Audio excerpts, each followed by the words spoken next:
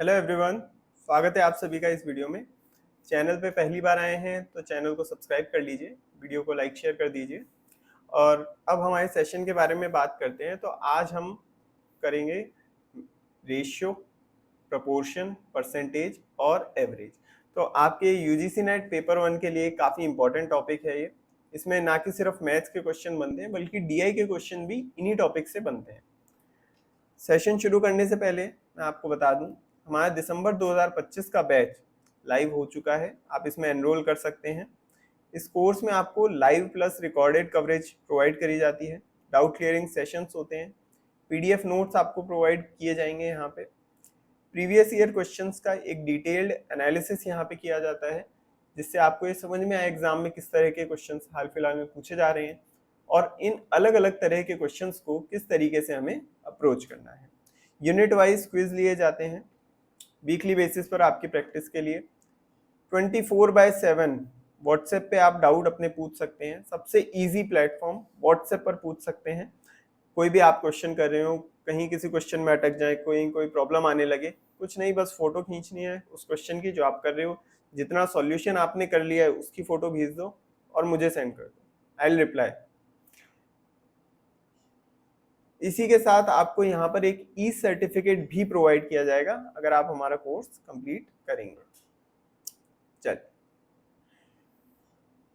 अगर आप इकोनॉमिक्स के स्टूडेंट हैं और चाहते हैं कि पेपर 1 और पेपर 2 दोनों साथ में एक ही जगह पर प्रिपेयर कर सकें, तो भी आप ये कोर्स ले सकते हैं। हमारा कॉम्बो कोर्स ले सकते हैं।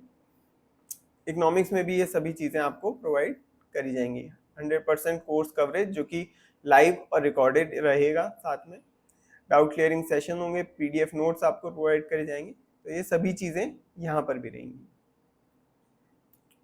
चलिए अब हमारे सेशन को शुरू करते हैं। मैथमेटिकल रीजनिंग एंड एप्टीट्यूड की मैराथन। तो ये रहा पहला सवाल आपकी स्क्रीन पर।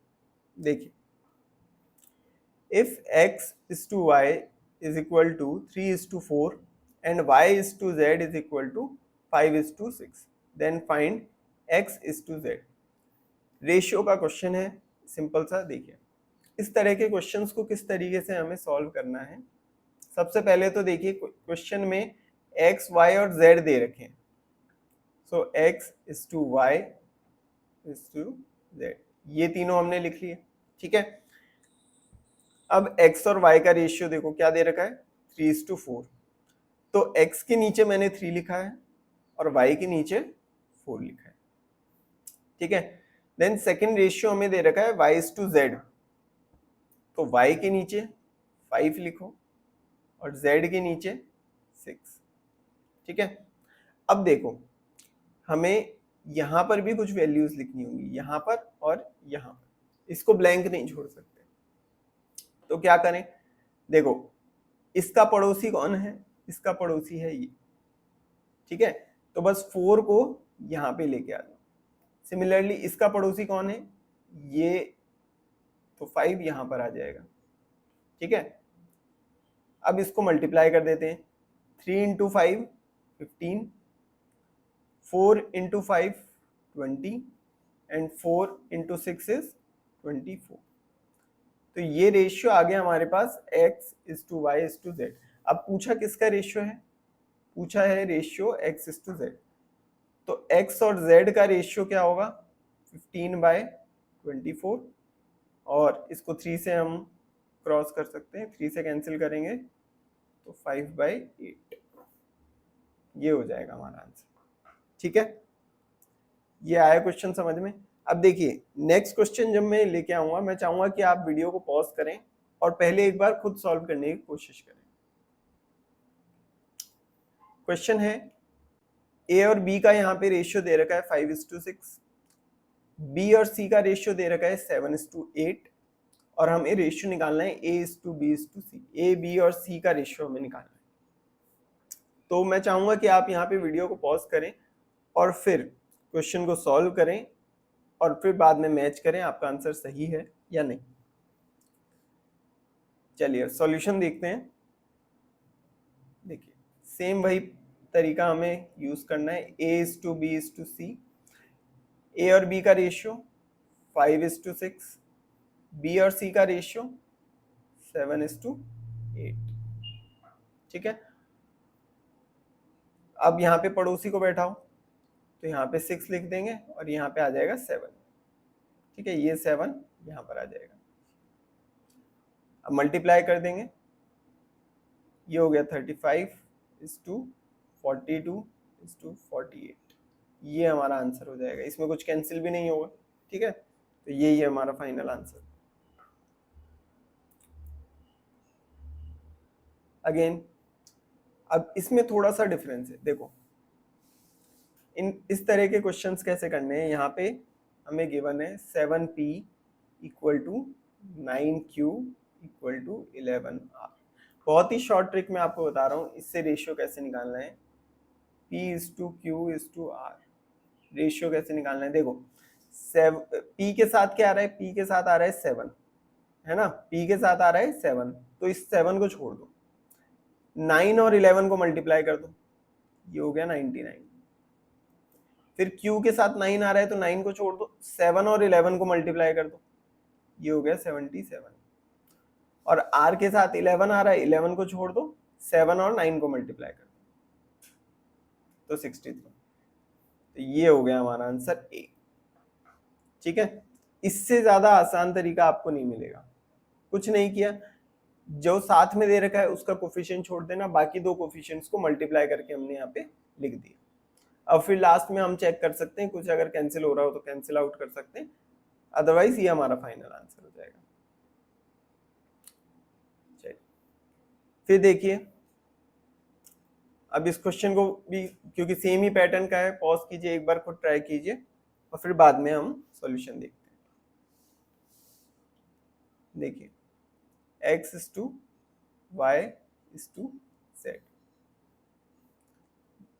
इक्वेशन क्या दे रखी है, 3x = 5y + 2z।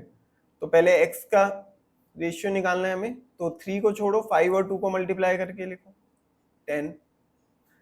y का रेशियो निकालने के लिए 3 और 2 को मल्टीप्लाई कर देंगे 6, और z के लिए 3 और 5 को मल्टीप्लाई कर देंगे, ये हो गया 15।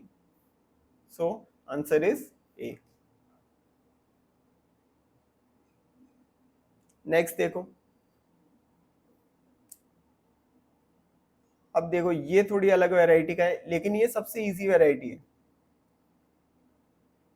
a/4 = b/5 = c/7। अब देखो इसमें रेशियो कैसे फाइंड करना है, ये सिर्फ दिखने में खतरनाक है, बाकी ये सबसे आसान है। इसमें कुछ नहीं करना, बस कोफिशिएंट्स को ही लिख देंगे, 4:5:7, ये बन गया हमारा आंसर। सबसे इजी वैरायटी, सबसे इजी वैरायटी, बस ये दिखने में खतरनाक है कि इनिशियली देख के समझ में नहीं आता क्या करना है, लेकिन ये सबसे आसान वैरायटी। फिर देखिए, two numbers are in ratio 4:5. If we add 10 in both numbers, new ratio becomes 5:6. Then find the number. कैसे करेंगे, देखिए दो नंबर हैं, उसका रेशियो कितना है 4:5। इन दोनों ही नंबर्स में हमने 10 ऐड किया, तो ये कितने हो रहे हैं, ये रेशियो हो गया हमारा 5:6।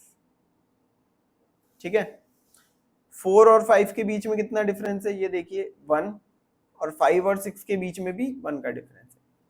अब 1 का डिफरेंस है रेशियो में, लेकिन क्वेश्चन क्या कह रहा है, क्वेश्चन कह रहा है कि हमने 10 ऐड किया है, तो यानी ये जो 1 है किसके बराबर है, 10 के बराबर।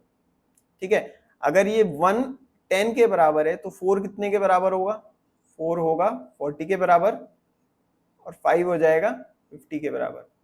ठीक है, 10 से मल्टीप्लाई कर दिया, तो ये दोनों हो गए हमारे नंबर।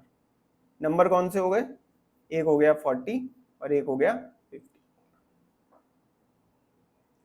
सिमिलरली अब ये क्वेश्चन आप एक बार अपने आप ट्राई कीजिए।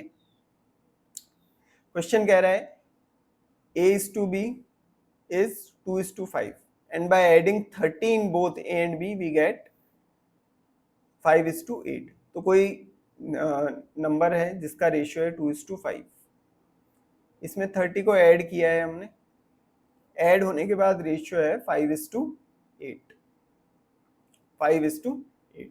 ठीक है, कितने का डिफरेंस है? +3। और यहाँ पे कितने का डिफरेंस है? +3। अब +3 का डिफरेंस है रेशियो में, बट क्वेश्चन कह रहा है कि हमने ऐड किया था 30, ऐड किया था 30।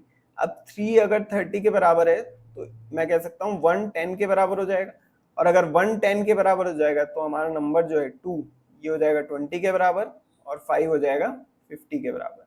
तो ये हो गए हमारे नंबर 20 एंड 50। ठीक है, 20 एंड 50। ए और बी की वैल्यू क्या होगी? 20 एंड 50। ए की वैल्यू यहाँ पे हो जाएगी 20 और बी की हो जाएगी 50। ठीक है, आए समझ में?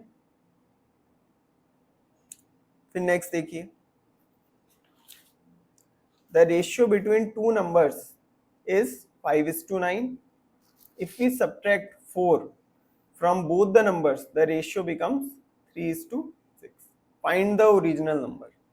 अब देखो यहाँ पे थोड़ा सा डिफरेंस है, सब्ट्रैक्ट वाला केस आ रहा है। जब सब्ट्रैक्ट वाला केस आए तो हम सब्ट्रैक्ट वाले केस को एडिशन वाले केस में कन्वर्ट करके फिर सॉल्व करेंगे। इसका मैं आपको मेथड बताता हूँ, थोड़ा सा यहाँ पे कॉम्प्लेक्स है।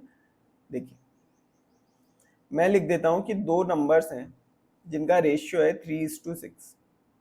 ठीक है, इनमें मैंने +4 किया तो वो नंबर बन गया 5:9। अब यहाँ पे ध्यान रखने वाली बात ये कि ओरिजिनल नंबर ये है, ये है ओरिजिनल नंबर, ऊपर वाला नहीं है।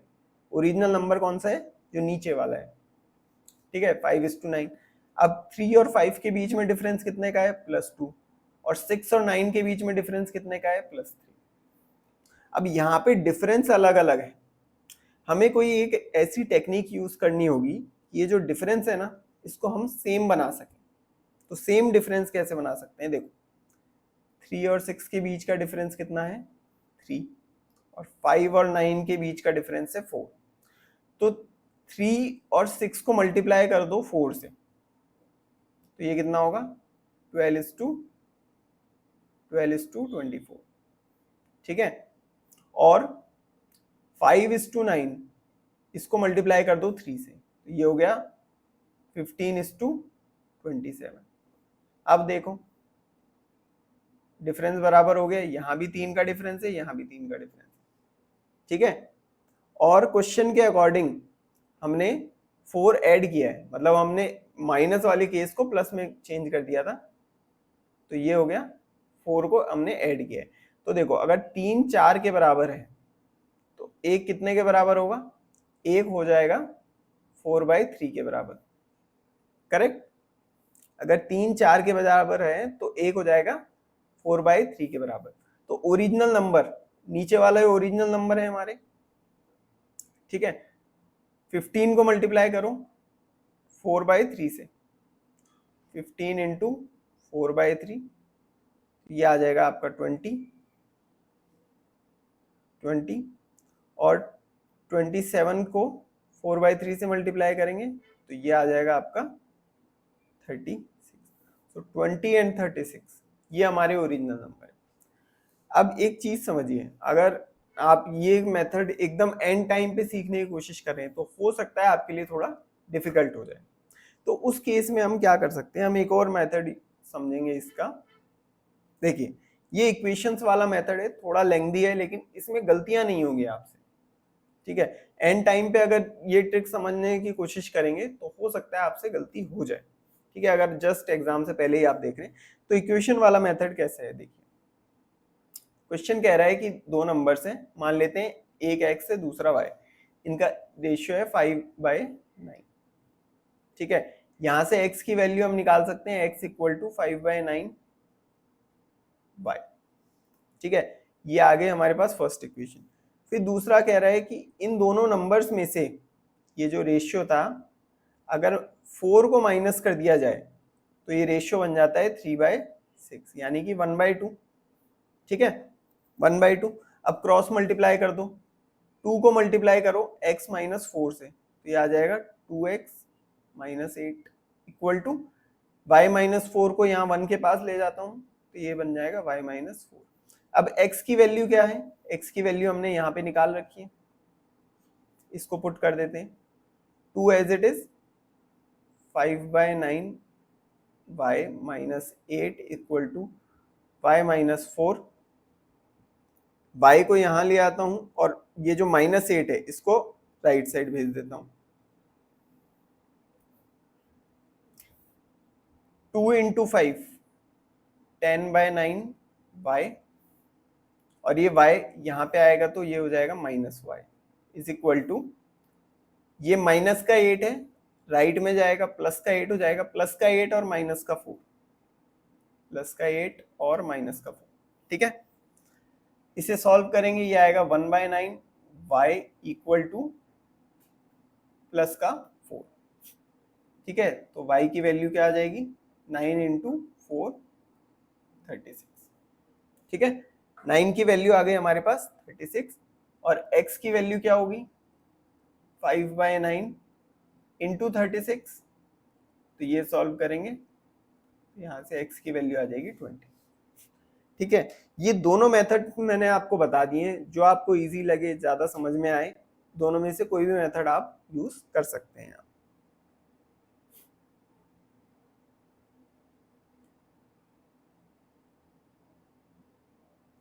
फिर देखिए नेक्स्ट क्वेश्चन।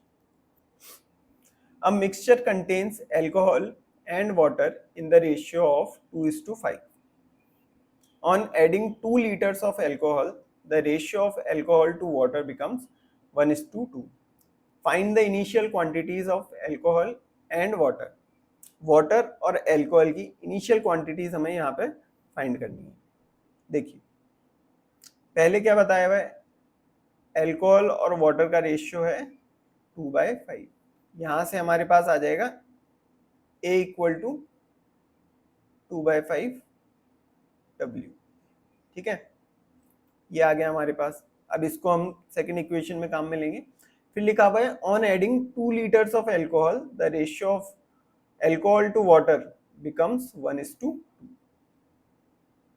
तो देखो ये जो रेशियो है A/W, अगर मैं इसमें एल्कोहल में 2 लीटर्स और ऐड कर देता हूँ तो ये रेशियो बन जाएगा 1/2 का, सॉरी ये रेशियो बन जाएगा 1/2 का।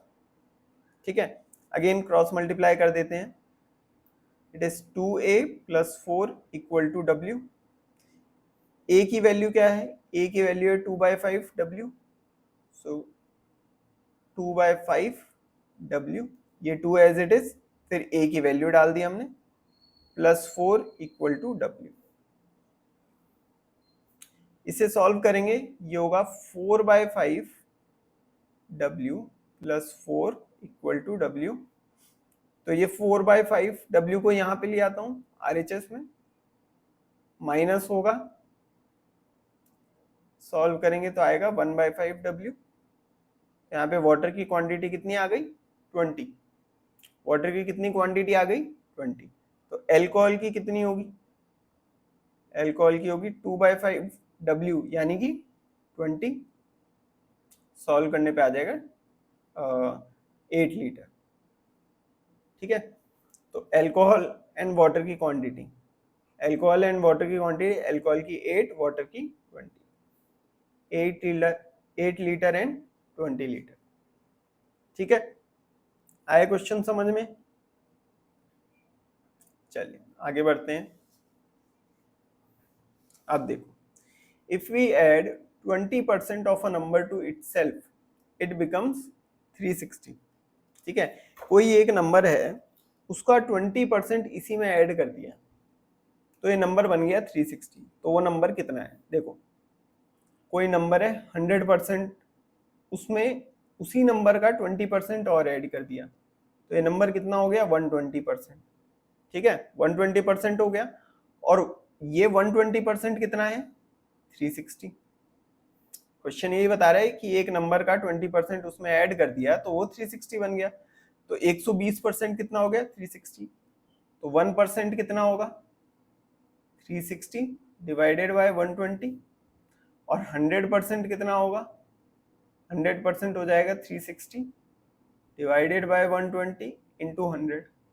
इसको हम इजीली सॉल्व कर सकते हैं, छोटी सी कैलकुलेशन है, ये हो जाएगा 300। ठीक है, ये हो गया 300।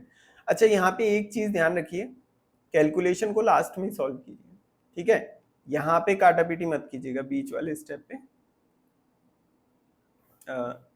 यहाँ बीच वाले स्टेप पे काटापीटी मत कीजिएगा, लास्ट में जाके सॉल्व कीजिएगा, ठीक है, उससे क्वेश्चन सही होने के चांस काफी ज्यादा रहते हैं।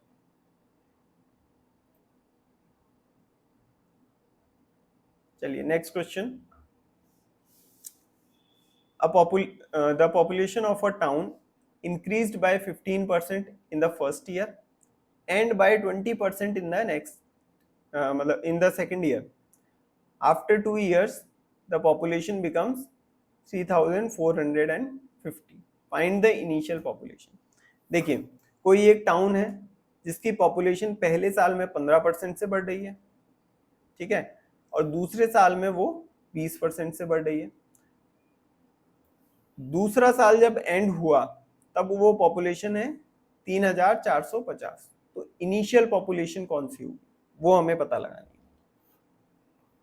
देखो कैसे होगा ये,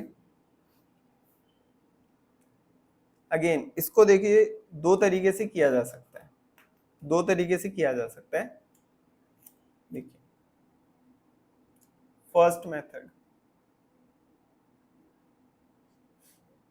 यहाँ पे मैं इनिशियल क्वांटिटी लिख रहा हूं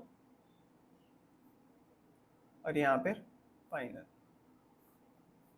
तो देखो पहले साल में इंक्रीमेंट कितना का है 15% का, ठीक है, तो जो चीज 100% थी उसमें 15% का इंक्रीमेंट हो गया तो वो हो गई 115, है ना। दूसरे साल में इंक्रीमेंट है 20%, यानी कि 100% से उसमें 20% का इंक्रीमेंट तो वो हो गई 120, ठीक है, तो वो हो गई 120। अब 2 साल बाद वो पॉपुलेशन कितनी है 3450, ये पॉपुलेशन है ना 3450। अब यहाँ पे सिंपल मैं बताता हूं 3450 ये हमारी फाइनल पॉपुलेशन है, और प्रपोर्शन में ये जो फाइनल के जो दो नंबर लिखे हैं इसको हम मल्टीप्लाई कर देते हैं 115 इंटू 120, इससे डिवाइड कर दो इंटू इनिशियल वाली क्वांटिटी 100 इंटू 100। इसको सॉल्व करेंगे तो यहाँ से आपके पास आंसर आ जाएगा 2500, 2500 ही आएगा, 2500, ठीक है। अब इसका सेकंड मेथड भी है, सेकंड मेथड भी है। देखिए पहले साल में इंक्रीज हो रहा है 15%, 15%, परसेंटेज को फ्रैक्शन में चेंज कीजिए, 15/100, परसेंटेज हटाएंगे परसेंटेज हटाएंगे और डिवाइडेड बाय 100, तो ये आ जाएगा 3/20।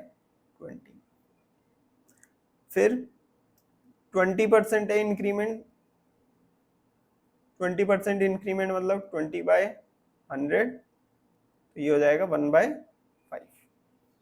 ठीक है, 1/5। अब देखिए अगेन सेम मेथड काम में लेंगे, बट अब की बार ये जो फ्रैक्शन है फ्रैक्शन वाली वैल्यूज हम काम में लेंगे। कई बार क्वेश्चन में ऐसा भी हो सकता है कि परसेंटेज ना देके फ्रैक्शन में वो वैल्यूज, तो उस केस में आपको इस तरीके से सॉल्व करना होगा। देखिए यहाँ मैं इनिशियल लिख देता हूँ क्वांटिटी, इनिशियल, और यहाँ पे फाइनल। तो जो चीज साल की शुरुआत में 20 थी प्लस 3 होके 23 हो गई, और दूसरे साल में इनिशियली 5 थी, 5 में 1 बढ़कर 6 हो गई, ठीक है। ये प्रपोर्शन दे रखा है हमें, इंक्रीमेंट हो रहा है 3/20 से और 1/5 से दूसरे साल में। तो इनिशियली जो पॉपुलेशन 20 थी 3 से बढ़ के कितनी हो गई 23 हो गई, और दूसरे साल में स्टार्टिंग में पॉपुलेशन 5 थी, 5 में 1 बढ़ के 6 हो गई, ठीक है। अब इसको मल्टीप्लाई करके लिख दीजिए, 20 इंटू 5 कितना होगा 100, और 23 इंटू 6 ये कितना हो जाएगा 138। अब यहाँ पे एक बात समझिए, प्रपोर्शन में जो पॉपुलेशन 138 दे रखी है वो असल में कितनी है 3450।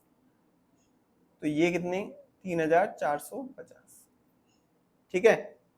तो अगर 138 3450 के बराबर है तो एक कितने के बराबर होगा 3450 डिवाइडेड बाय 138, ठीक है। और हमें कितनी निकालनी है, इनिशियल पॉपुलेशन जो हम देख रहे हैं, इनिशियल पॉपुलेशन का प्रोपोर्शन है 100, तो 100 कितने के बराबर होगा 3450 बटा 138 इंटू 100, ये हो जाएगा हमारा, ठीक है। इसको सॉल्व कर सकते हैं, 2500 will be the final answer.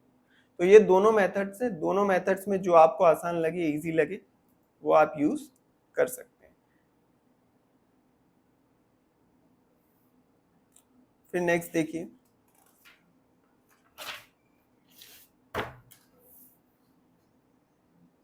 a person loses 50% of his money in first bet, 30% of the remaining in the second bet and 20% in the final bet. He returns home with rupees 280. Find the initial amount. Initial amount हमें find करना है। तो देखिए यहाँ पे मैं initial amount लिख देता हूँ और यहाँ पर फाइनल। तो देखिए पहली बैट में क्या हुआ, 100% पैसा था, 50% हार गया, तो बचे कितने 50।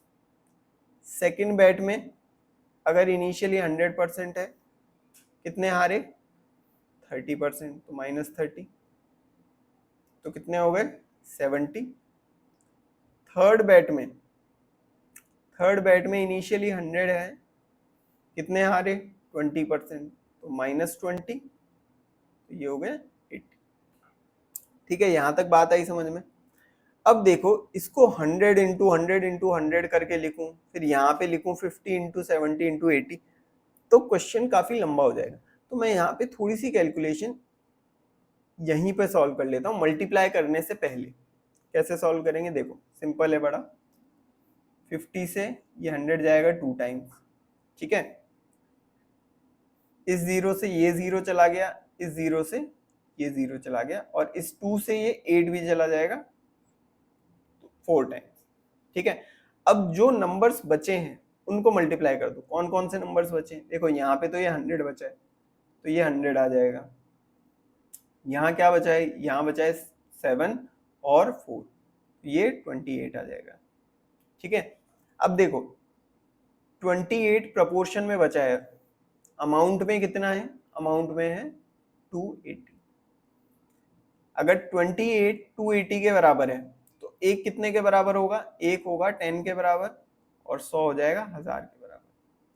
तो इनिशियल अमाउंट कितना हो गया 1000, ठीक है। 1 मिनट के अंदर अंदर बनने वाला क्वेश्चन है, 1 से 2 मिनट में हो जाएगा, 2 मिनट से ज्यादा का टाइम आपको नहीं लगेगा। इस मेथड से आप सॉल्व कीजिए, क्वेश्चन काफी इजीली सॉल्व हो जाएगा। चलिए next question, 10% of the residents died in a pandemic and 30% moved away. The population then reduced to 6300. Find the original population. देखो कोई टाउन है जहां पे 10% की पॉपुलेशन पेंडेमिक में कम हो गई और बाकी के 30% बचे हुए में से बाकी के 30% चले गए, और इसके बाद पॉपुलेशन कितनी है 6300। तो इनिशियल पॉपुलेशन, ओरिजिनल पॉपुलेशन कितनी है ये हमें पता लगाना है। तो देखिए यहाँ पे मैं इनिशियल लिख देता हूँ, यहाँ पर फाइनल।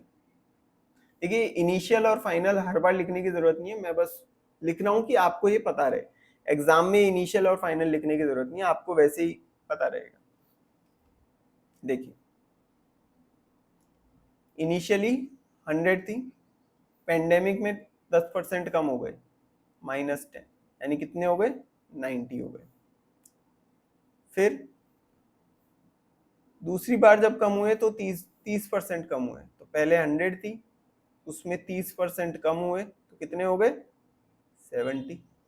ठीक है, अब अगेन मल्टीप्लाई करने से पहले हम सॉल्व कर लेते हैं, ये 2 0 से 2 0 चले गए। ठीक है, तो यहाँ पे आ गया 100, यहाँ पे बचा 9 और 7, इसको मल्टीप्लाई कर दो तो 63। अब प्रोपोर्शन में जो 63 है वो असल में पॉपुलेशन के कितने के बराबर है 6300। 6300 यानी एक कितने के बराबर है 100 के, एक प्रोपोर्शन कितने के बराबर है 100 के बराबर है, तो 100 प्रोपोर्शन कितने के बराबर होगा 10,000। 10,000। ठीक है, आया क्वेश्चन समझ में?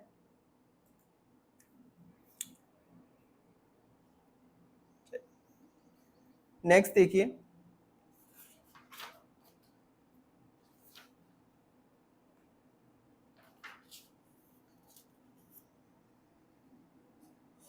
देखो, if a person's income is 40% less than his friend's income and his friend's income is 50,000, what is the person's income? देखो ये क्वेश्चन भी काफी आसान है। 50,000 है,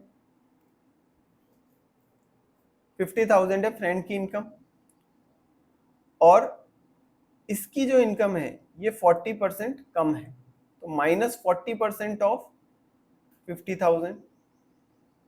ठीक है,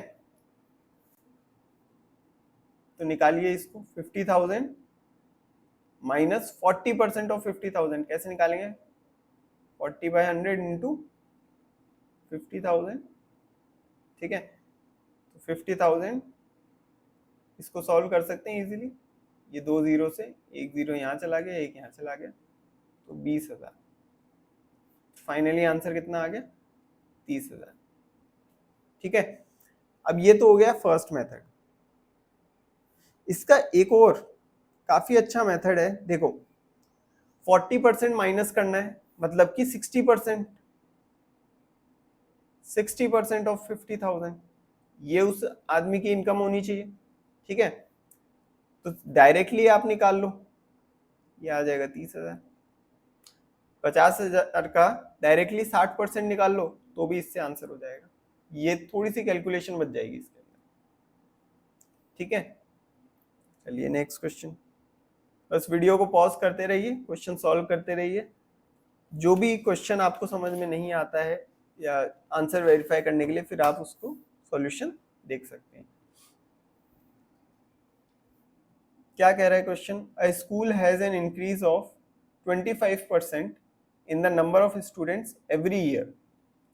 If the number of students initially was 800, what will be the number of students after 2 years? तो देखिए, इनिशियल पॉपुलेशन और फाइनल पॉपुलेशन, तो देखिए फर्स्ट ईयर में स्टूडेंट्स 100 से 25% बढ़ के कितने हो गए 125। दूसरे साल में भी 100% से 25% बढ़ गए और कितने हो गए 125।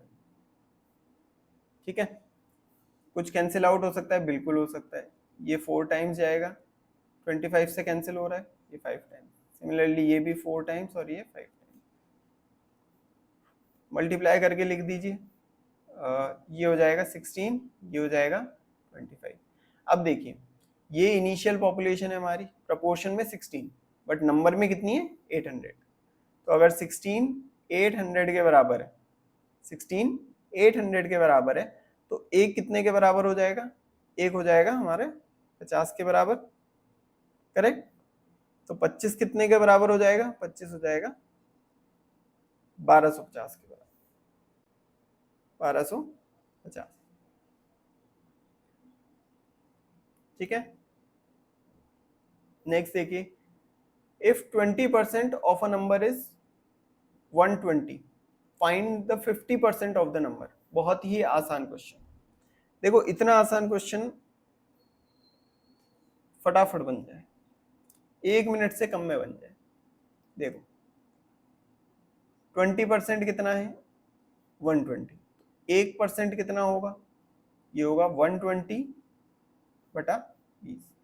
50% कितने के बराबर होगा, 50% हो जाएगा 120 डिवाइडेड बाई 20 इंटू 50। ठीक है, बड़ा ही आसान सा सवाल था, ये हो जाएगा 300 के बराबर। और एग्जाम में इस तरह के क्वेश्चन भी आ जाते हैं, अगर आपको सही तरीका पता है तो देखो ये क्वेश्चन चंद कुछ सेकंड्स का है, और अगर नहीं पता तो आप इसमें काटा पीटी और पता नहीं क्या क्या सॉल्व करते रहोगे। 20% से पहले देखोगे 100% कितना होगा, फिर उसका आधा निकालोगे, 50% करोगे, तो इतना सब करने की जरूरत नहीं है। 20% से डायरेक्टली 50% निकाल दो। और ये बीच में 1% जो है ना, ये बीच में जो 1% में निकालता हूँ, ये सिर्फ आपको समझाने के लिए। एग्जाम में अगर आपने अच्छी प्रैक्टिस कर ली है तो एग्जाम में डायरेक्ट 20% देखा, उससे डायरेक्ट 50% निकाल लो। भाई 1% तो हमेशा कितना होगा, जो नंबर यहाँ लिखा है उसको इसके अपॉन में ले जाओ, नीचे ले जाओ, तो ये 1% हो जाएगा, और डायरेक्टली जितना परसेंटेज चाहिए उससे मल्टीप्लाई कर दो। ठीक है, एग्जाम में तो इतना सब लिखने की भी जरूरत नहीं है, और फास्ट हो जाएगी कैलकुलेशन।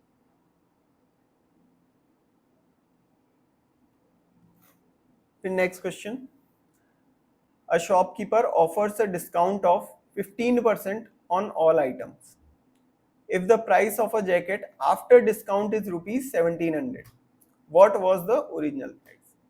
अब देखिए एक चीज इसमें ध्यान रखिए, ये जो profit loss cost price selling price in सब के क्वेश्चन होते हैं, उसमें एक चीज ध्यान रखिए,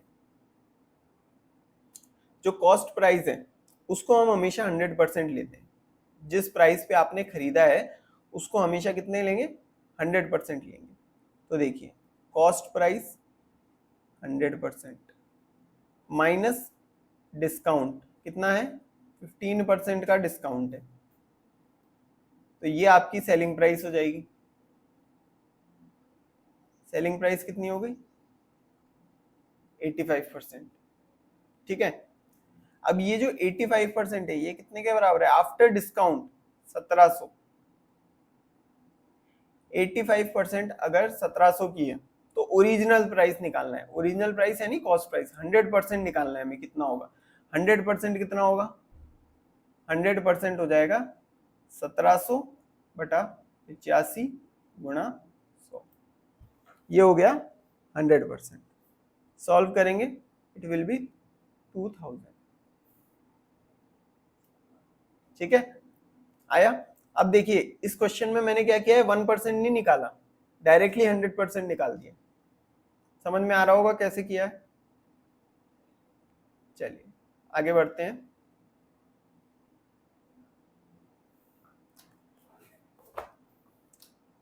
If the price of rice increases by 25% and a person wants to keep his expenditure on rice the same, by what percentage should he reduce the quantity he buys। तो देखिए एक व्यक्ति है चावल खरीदने गया, उसने देखा कि 25% महंगे हो गए, लेकिन वो घर से जितने पैसे लेके गया था चावल उतने के ही लेके जाएगा। तो मान लेते हैं कि एक बार के लिए 100 रुपए का नोट लेके गया था। ठीक है, 100 रुपए का नोट लेके गया, और उसको जो भाव पता है चावल का वो है कि 100 रुपए में 1 किलो मिल जाते हैं, 1 किलो में मतलब 100 ग्राम। ठीक है, 1 किलो को 100 ग्राम करके लिख देते हैं। अब देखिए वहां जाके पता चला कि प्राइस इंक्रीज हो गया है, यानी अब 125 रुपए के कितने मिलेंगे, 1000 ग्राम मिलेंगे, है ना। प्राइस इंक्रीज हो गया 25% से, यानी 125 रुपए के 1 किलो चावल मिलेंगे। तो 1 रुपए में कितने मिलेंगे, 1 रुपए में मिलेंगे 1000 बटा 125 ग्राम। तो 100 रुपए में कितने मिलेंगे, 100 रुपए में मिलेंगे 1000 बटा 125 गुणा 100, इसको निकालेंगे ये आ जाएगा 800 ग्राम। ठीक है, 800 ग्राम। अब क्वेश्चन क्या कह रहा है कि क्वांटिटी कितने से कम हुई है। ठीक है, अगर एक्सपेंडिचर सेम है, ठीक है, पहले भी 100 रुपए खर्च कर रहे थे, अब भी 100 ही रुपए खर्च करेंगे, तो क्वांटिटी कितने से कम होगी। क्वांटिटी देखिए, पहले 1000 ग्राम हम ले सकते थे, अब 800 ग्राम हो गया। तो क्वांटिटी कितने से कम हो गई है? क्वांटिटी हो गई 20% से कम हो गई। ठीक है, आया समझ में? चलिए अब 1 मिनट का रेस्ट ले लीजिए, मैं भी पानी पी लेता हूँ।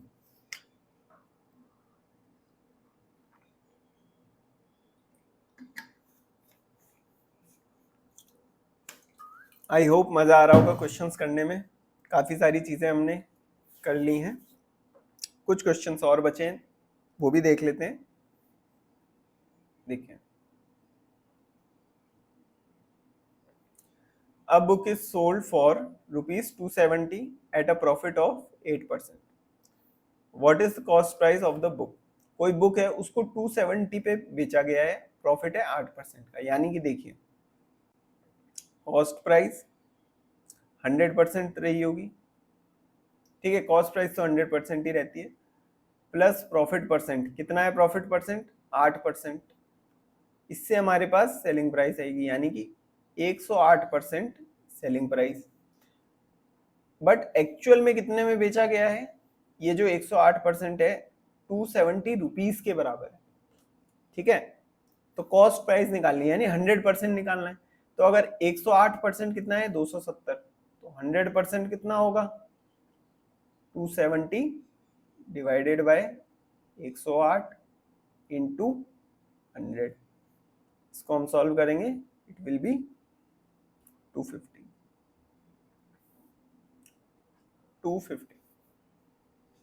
ठीक है, चलिए ये भी एक अच्छा क्वेश्चन है, इसको भी आप कोशिश कीजिए सॉल्व करने की, पॉज कीजिए और सॉल्व करने की कोशिश कीजिए। देखिए, an electronic device is sold for rupees 3450 at a profit of 15%. What would have been the actual profit or loss if it had been sold for rupees 2950? तो कोई इलेक्ट्रॉनिक डिवाइस है जिसको 3450 में बेचा गया है और 15% का प्रॉफिट हुआ है। लेकिन ये बताओ कि अगर हमने उस डिवाइस को 2950 में बेचा होता तो कितने का प्रॉफिट या लॉस हुआ होता? तो देखिए, क्वेश्चन में क्या है, सिंपल। पहले तो कॉस्ट प्राइस 100% और 15% के प्रॉफिट पर बेचा है, 15% के प्रॉफिट पर बेचा है, तो सेलिंग प्राइस कितनी हो गई? सेलिंग प्राइस हो गई 115%। ठीक है, और 115% किसके बराबर है? 3450 के बराबर। ठीक है, 3450 के बराबर। तो 100% कितने के बराबर होगा? 100% हो जाएगा 3450 बटा 115 गुणा 100।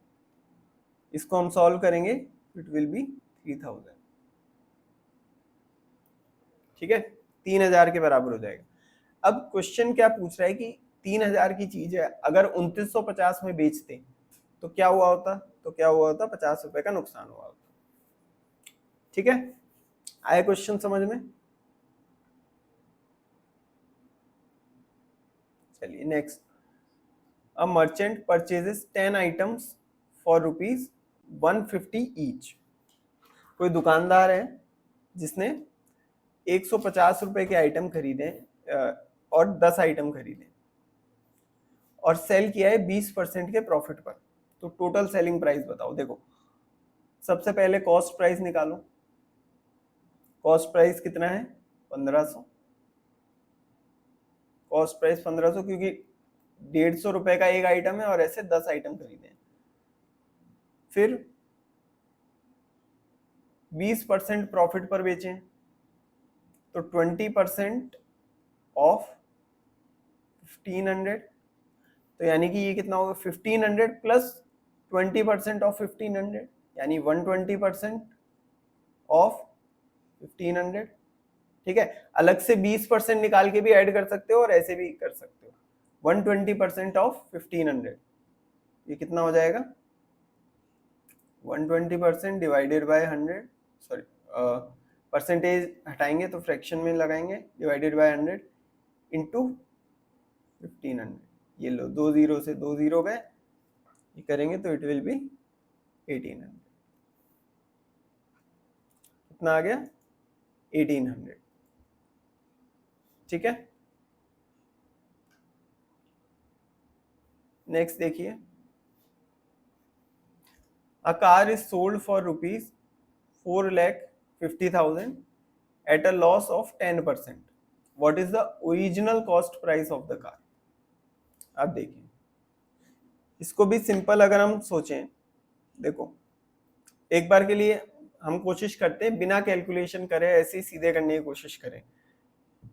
कोई कार है जिसको 10% लॉस पे बेची है 4,50,000, ठीक है, तो उसकी ओरिजिनल प्राइस निकालनी है, यानी कि 90% किसके बराबर है? 4,50,000। ठीक है, 10% के लॉस पे बेची है, यानी 90% पे बेची है, तो 90% किसके बराबर है? 4,50,000। तो 100% कितने के बराबर हो जाएगा? 100% हो जाएगा 4,50,000 बटा 90 गुना 100, ये आ जाएगा आपका 5 लाख। ठीक है, ये आ गया 5 लाख। अच्छा, जिसको इस तरीके से नहीं आया समझ में, तो वो लॉन्ग मेथड भी यूज कर सकते हैं, जो हम पूरी, जैसे ये पूरी रामायण लिखी ना हमने, इस तरह की रामायण लिख के भी क्वेश्चन को सॉल्व कर सकते हैं।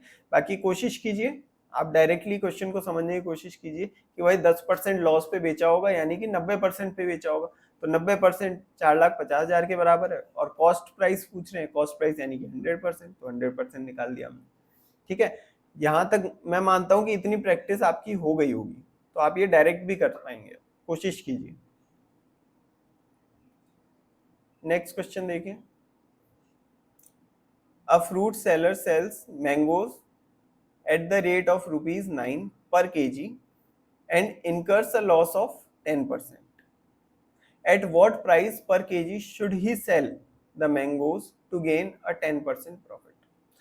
क्वेश्चन क्या कह रहा है कि मैंगोज बेचे जा रहे हैं 9 रुपए पर केजी के हिसाब से।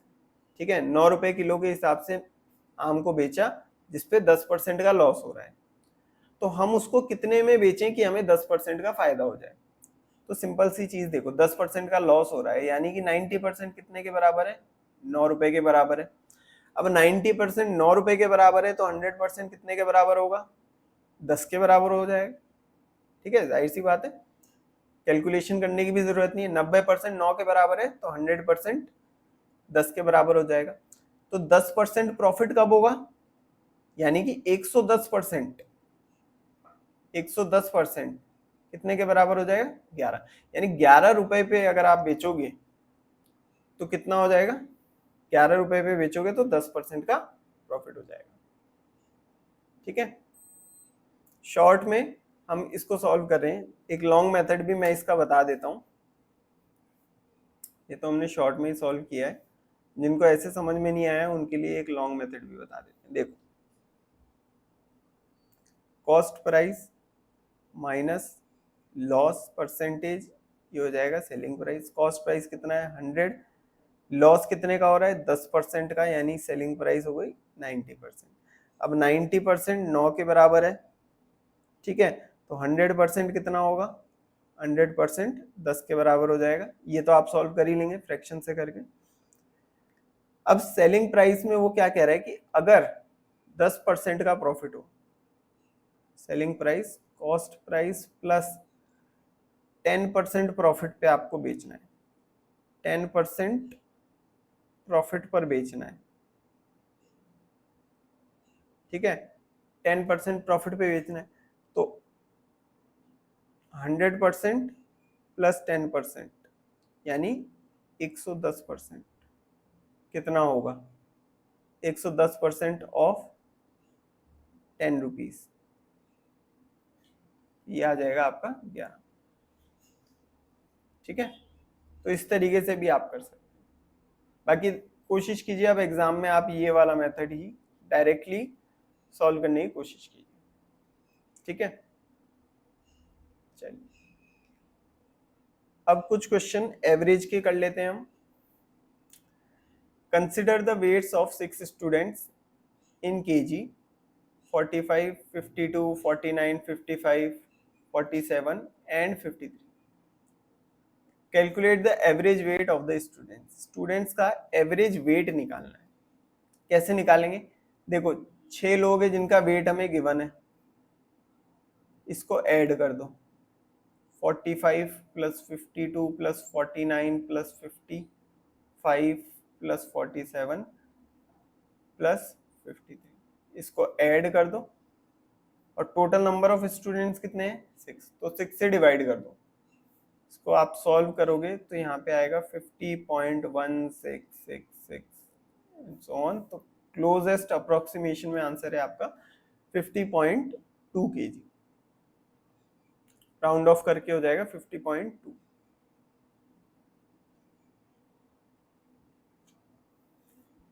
नेक्स्ट देखिए, in a class of 20 students the number of books read by students are as follows. 2, 3, 5, 1 और ये ऐसे बहुत सारे नंबर दे रखे हैं. Find the mode of the number of books read. Mode निकालना है बेसिकली हमें. देखो तो मोड कैसे निकालेंगे? यहाँ पे एक्स, टैली और फ्रीक्वेंसी. देखो नंबर कौन कौन से हैं? इन नंबर को देख के हमें पता चल रहा है 1, 2, 3, 4, 5 ये नंबर है. 1, 2, 3, 4, 5. अब मान लीजिए कोई रह भी जाए तो उसको लास्ट में लगा दीजिए. ठीक है, कोई मान लीजिए अगर आपने पहली नजर में देखा आपको 3 यहाँ पे दिखाई नहीं दिया. ठीक है, तो 1, 2, 4, 5 आपने लिखे, बाद में जब 3 आए तो 3 नीचे लगा दीजिएगा, उससे कोई फर्क नहीं पड़ेगा. ठीक है, सीक्वेंस कैसा भी हो सकता है ऊपर नीचे, उससे कोई फर्क नहीं. अब देखिए एक एक को गिनेंगे और टैली बनाएंगे. 2 के आगे 1, ये ऐसे टैली बनाना, एक खड़ा डंडा लगा दिया. देन 3 आ गया. 5 के आगे लगा दिया. 1, 4, 2 तो 1, 4, 2. अब 2 के आगे एक डंडा ऑलरेडी लगा हुआ है, दूसरा लगा दिया. ठीक है, देन 5, 3, 4 तो 5, 3 एंड 4. 1, 2, 3, 1, 2, 3, 5, 4, 1, 5, 4 और 1, 2, 3, 5, 2, 3, 5, 4, 1, 3, 3 तो 4, 1 अब 3. अब देखिए 4 डंडे ऑलरेडी हैं तो क्या करेंगे? ऐसे काट देंगे 3 और उसके बाद अगेन 3, तो फिर से नया शुरू कर देंगे. ठीक है, 4 डंडे तो हम सीधे सीधे लगाते हैं, 5वें में उसको काट देते हैं, इससे गिनने में इजी रहता है. अब फ्रीक्वेंसी देख लो, 4, 4, 5 ये हो गया और एक ये 6, इसकी भी 4 और इसकी भी 4. अब मोड का मतलब जो सबसे ज्यादा जिसकी फ्रीक्वेंसी, किसकी है सबसे ज्यादा फ्रीक्वेंसी? ये देखो यहाँ पे सबसे ज्यादा फ्रीक्वेंसी किसकी है? 3 की. तो मोड कितना हो जाएगा? 3 हो जाएगा. मोड कितना हो जाएगा? 3 हो जाएगा.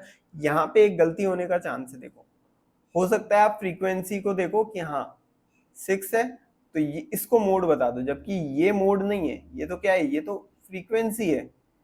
Mode is 3. ये जो x होता है ना, जो वेरिएबल्स हमने लिखे उसके अंदर से हमारा मोड आता है. ठीक है, ये चीज आपको ध्यान रखनी.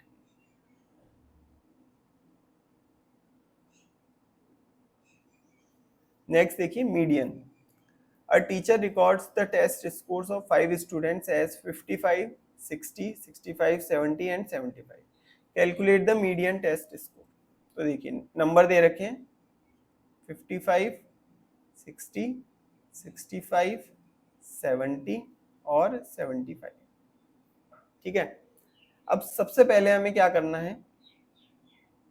सबसे पहले हमने इसे एक इंक्रीजिंग ऑर्डर में लिखना होता है. इंक्रीजिंग ऑर्डर में अब इस क्वेश्चन में तो गिवन है ही, डायरेक्टली नहीं गिवन हो तो हमें इसे एक इंक्रीजिंग ऑर्डर में लिखना है।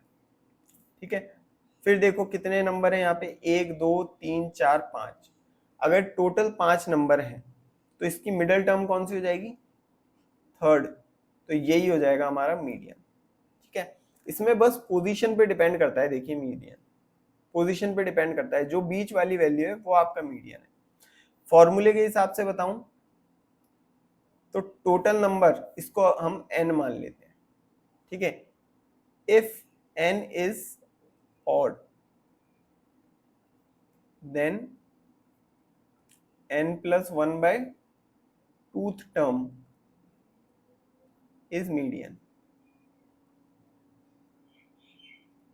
ठीक है, क्या मतलब है, देखो n कितना है यहाँ पे 5, तो 5 plus 1 by 2, ये करो कितना आएगा, 5 plus 1 by 2 ये आएगा 3, यानी जो थर्ड टर्म है वो हमारी मीडियन हो जाएगी। तो थर्ड टर्म कौन सी है, 65। नेक्स्ट देखिए, a data set includes the following ages 25 22 25 28 25 30 24 25। what is the median age। अब मीडियन एज निकालनी है यहाँ पे। देखिए अगेन सबसे पहले क्या करना है, सबको एक ऑर्डर में अरेंज कर दीजिए। तो सबसे छोटी वैल्यू कौन सी है, 22, 22 लिखा। उससे बड़ी वैल्यू 24, तो 24 लिखा। उससे बड़ी वैल्यू 25, फिर अगेन 25, अगेन 25 और एक और बार 25। देन वी हैव 28 एंड 30, 28 और 30। अब यहाँ पे देखो टोटल कितने टर्म्स हैं, 1 2 3 4 5 6 7 8। अब टोटल टर्म्स यहाँ पे कितनी है, 8 है। तो उस केस में क्या करेंगे, थर्ड और फोर्थ टर्म को उठा लो, थर्ड और फोर्थ टर्म को उठा लो और इसका एवरेज निकाल दो। ठीक है, मतलब कि 25 प्लस 25 डिवाइडेड बाई 2, अब तो ये भी 25 ही आ जाएगा। ठीक है, फॉर्मूला क्या है, if n is even, if n is even then n plus nth term nth term sorry n by 2th term plus n by 2 plus 1th term divided by 2 is median। ठीक है, अब यहाँ पे n जो था कितना है, 8 है। तो फोर्थ टर्म और फिफ्थ टर्म का अरिथमेटिक मीन ले लिया हमने, सिंपली एवरेज ले लिया।